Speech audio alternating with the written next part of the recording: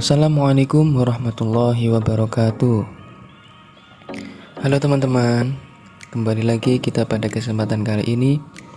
Kita akan belajar mengenai pemahaman dasar SPSS.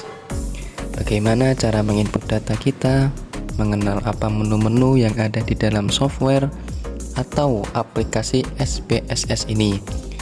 Nah, di sini teman-teman bisa membuka dulu software SPSS-nya. Sambil kita jalan belajarnya ya. Oke, di sini saya sudah membuka lembaran kerja dari SPSS. Tampilan depannya seperti ini ya teman-teman. Saya ini menggunakan SPSS versi 25. Nah, kalau yang terbaru itu kayaknya 26, kalau enggak 27 gitu ya. Di sini saya punya lembaran kerja baru, pertama-tama yang baru belajar ini khusus pemula. Bagi teman-teman yang baru belajar memahami tentang SPSS, kita belajar dulu tentang SPSS dasar-dasarnya. Seperti itu kita mengenal menu-menu yang ada di sini. Oke teman-teman, di sini ada menu file, kemudian edit, view data, dan sebagainya. Itu teman-teman bisa memanfaatkan menu-menu ini dalam proses pengolahan data. Seperti itu ya teman-teman. Oke, pertama-tama kita mau belajar tentang bagaimana cara menginput data di dalam SPSS. Misalnya, teman-teman ingin memasukkan data terkait dengan karakteristik responden. Di sini teman-teman misalkan punya variabel usia.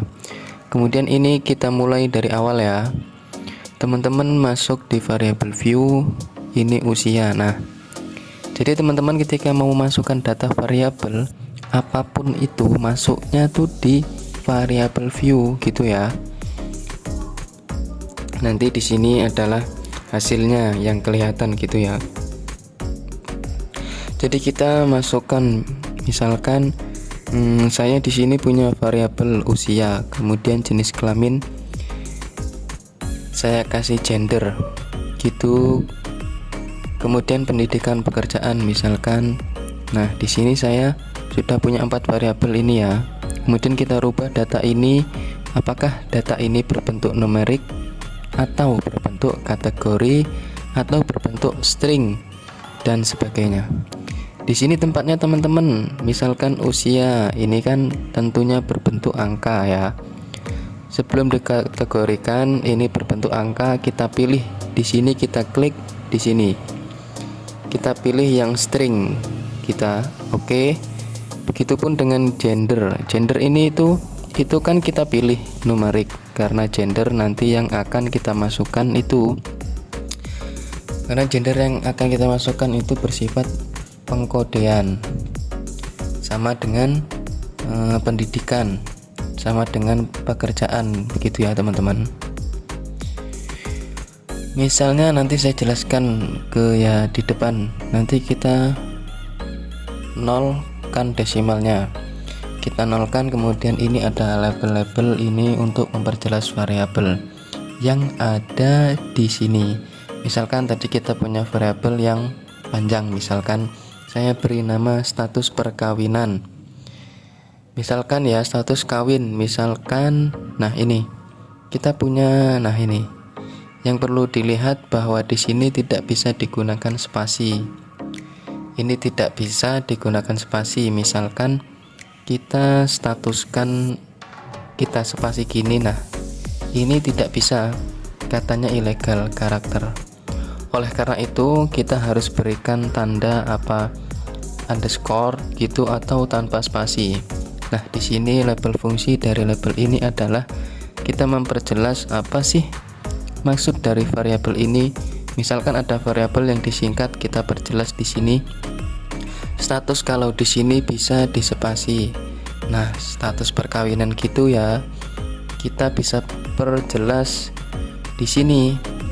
Misal ini usia kita umur.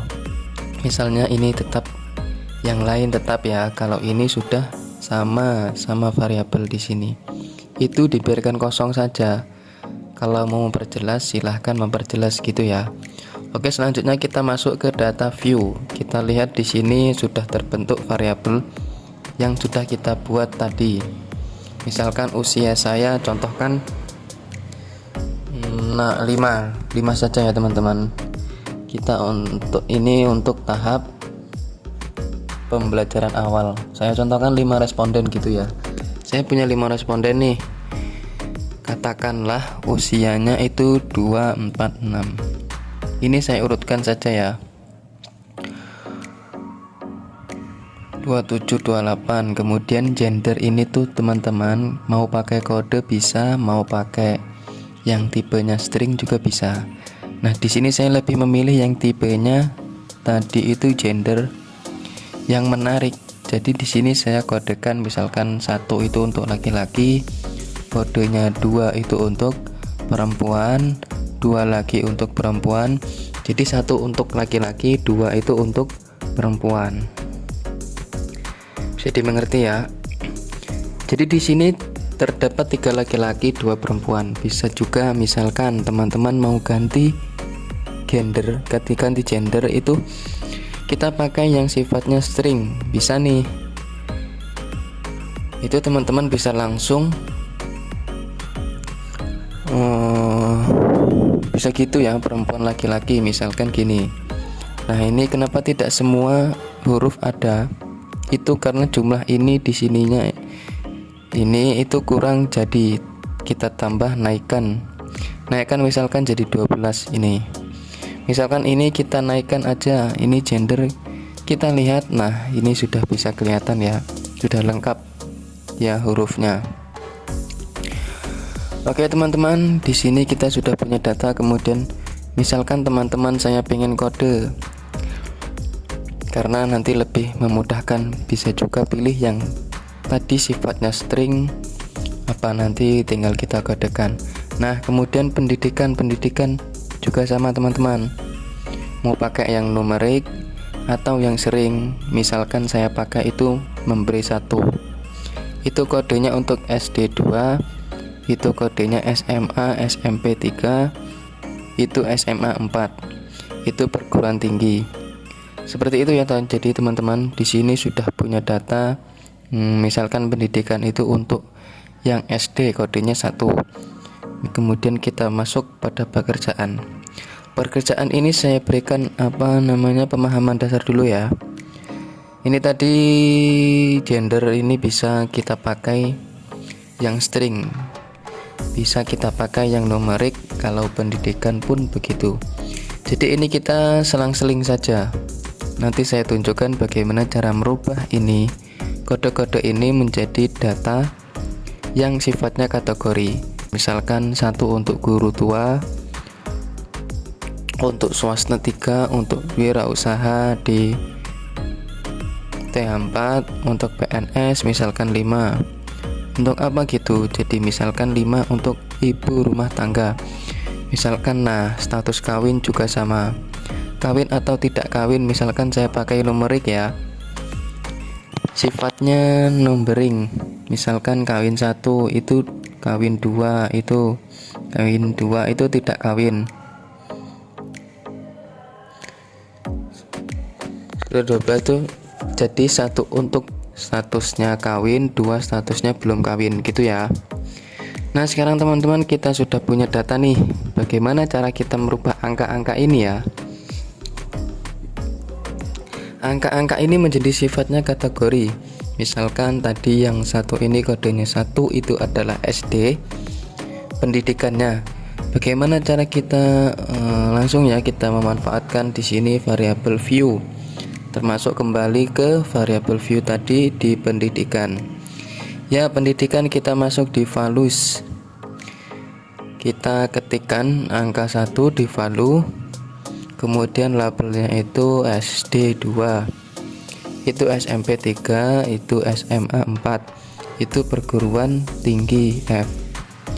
Kemudian kita oke. Nah, di sini teman-teman sudah muncul kode-kodenya, hasil dari kode tadi yang kategori. Begitu juga dengan pekerjaan, misalkan 1 tadi buruh, 2 swasta, misalkan 3 wirausaha, misalnya 4 PNS, misalkan 5 IRT, ibu rumah tangga. Misalkan ya kita oke, tapi masuk kembali ke data view, kita lihat ini sudah berubah teman-teman. Begitu juga dengan status kawin. Jadi nanti ketika teman-teman ingin merubah kembali angka ini, data ini menjadi angka, itu teman-teman bisa klik di view teman-teman. Oke, lihat di value labels, hilangkan centang value labels. Nah, di sini kembali sifatnya angka kembali ya. Kode-kode itu tadi, nah ini kenapa tidak berubah? Karena kita memilih tipe datanya tadi itu yang bersifat string, bukan memberi, sifatnya sering, bukan murid, sehingga dia tidak berubah menjadi angka seperti ini. Kemudian kita mau kembalikan lagi menjadi kategori, kita pilih view, kita values. Nah seperti ini teman-teman. Jadi dasar-dasar menjadi jadi dasar-dasar inilah yang perlu teman-teman ketahui dari SPSS ini. Kemudian yang grafik seperti itu ya. Terus kemudian apalagi ya, yang belum ini status kawin juga sama status, misalkan 1 itu kawin, 2 belum kawin misalkan. Kemudian oke, nah di sini teman-teman kita lihat. Nah ini untuk usia, bagaimana caranya kita mau menentukan. Misalnya saya pengen mengkategorikan usia, itu kategorinya usia yang dari usia 20 sampai 30, misalkan 31 sampai 40. Itu kita mau mengkategorikan seperti apa? Nah ini kita manfaatkan menu transform ini ya. Oke teman-teman, untuk sementara kita belajar ini dulu. Jadi ini untuk kolom variabelnya, ini tipe datanya, kemudian ini labelnya, valuesnya seperti itu ya. Terus kemudian ini lagi teman-teman. Nah ini kan ada yang rata kanan, ada yang rata kiri, ada yang rata kanan seperti bagaimana kita mau membuat dia berada di tengah. Kita masuk kembali ke variable view. Di sini teman-teman, line ini teman-teman pilih yang center. Oke, ini sudah berada di tengah. Semua seperti itu ya cara kita membuat atau memasukkan data awal kali sekali ya.